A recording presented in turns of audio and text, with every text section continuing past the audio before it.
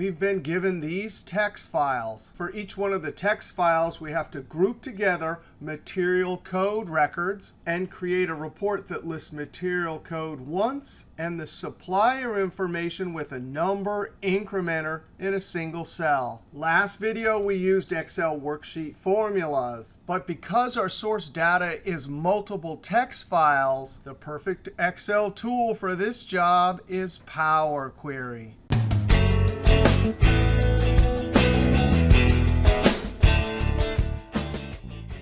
To import and append our text files, we go to Data, Get and Transform, drop down for Get Data from File, and down to the amazing From folder. We're going to browse, and this folder can be downloaded in the link below the video. Open. We need to have Power Query. Look in our Start folder. Now, right now, there are two text files, Material 1 and Material 2. Click OK. Click OK.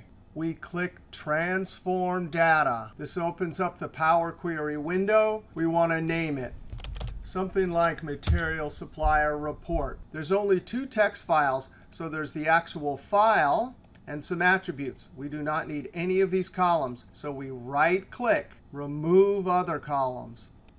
To append the tables one on top of each other, we click the Combine Files button. It wants to know what the delimiter is. It got tab correct. We click OK. And when we click OK, over on the left, it built a bunch of steps, including taking the sample file, building a custom function, and then down in the query we started, it uses that custom function, adds a bunch of steps, and here we have both of those text files appended into a single table. Now, on the left, I want to collapse the queries. If our goal is this report, step 1 is to create this number incrementer.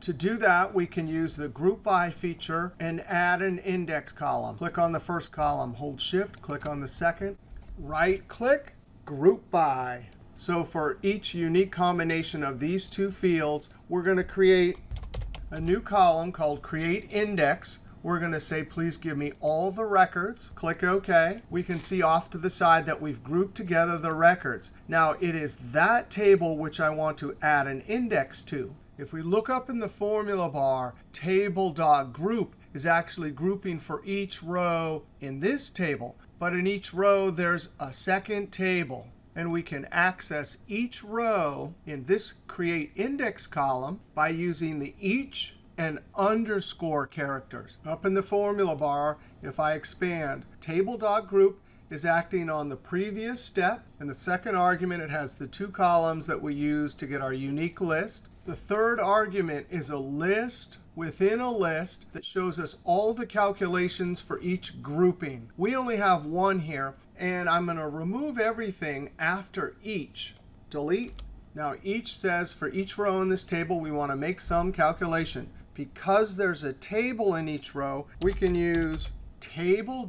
And look at this drop down, Table.AddIndexColumn, down arrow tab, open parentheses. Now, when we use each, the way we can access everything in the row, which happens to be a table, is with the underscore character. And that's perfect because this first argument needs a table, comma, column name in double quotes, comma, initial value, we'll start value for our increment. We start at 1, comma, the increment is 1, close parentheses we already have. Now, that's our only calculation, so we have to close off with curly bracket, curly bracket. Now we have to close off Table.Group, close parentheses. And when I hit Enter, now we have a new table with an index 1, 2, 3. When we get down to the next grouping, we get a new set of incrementing numbers.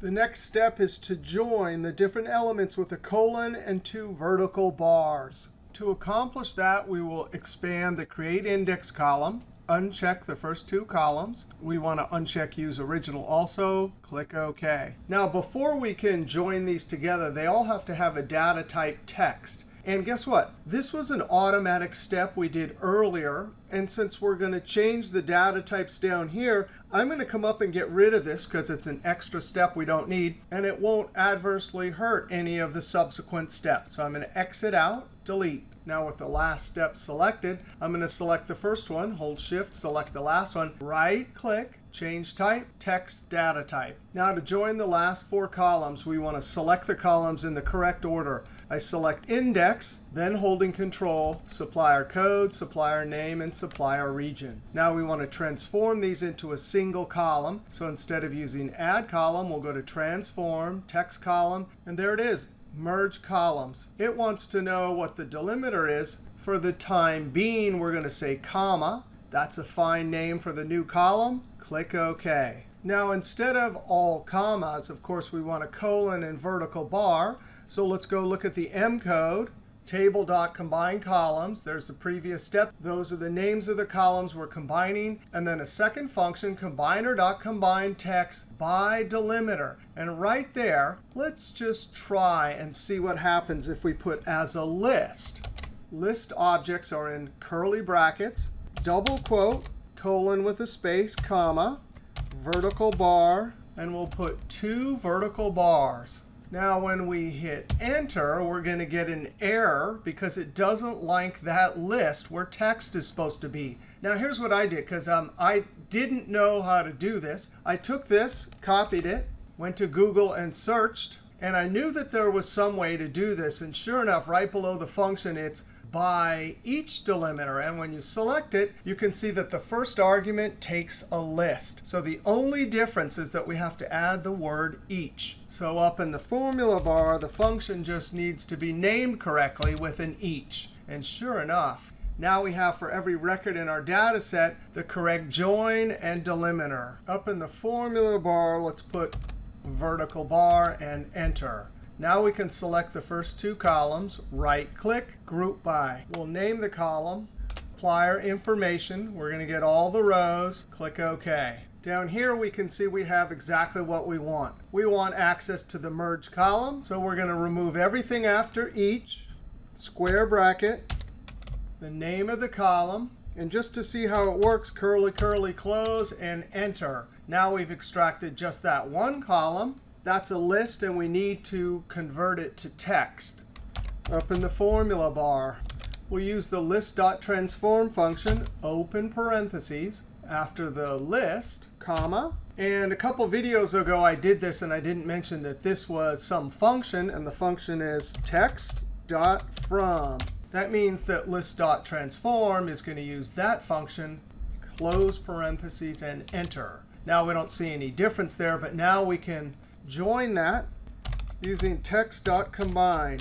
The only trick is going to be comma. For the separator, we need a line feed. Now again, I don't use line feeds a lot, so I went to Google and searched double quotes, pound, and then in parentheses, we do little l, little f for line feed, close parentheses. And now when I hit Enter, it says comma, but I forgot close parentheses on Text.Combine and Enter. And that is beautiful. And of course, this solution will update when we drag new text files into that folder. File, close and load to, table, existing, A1, click OK. Now, this is in an Excel sheet, so we're going to have to add some wrap text.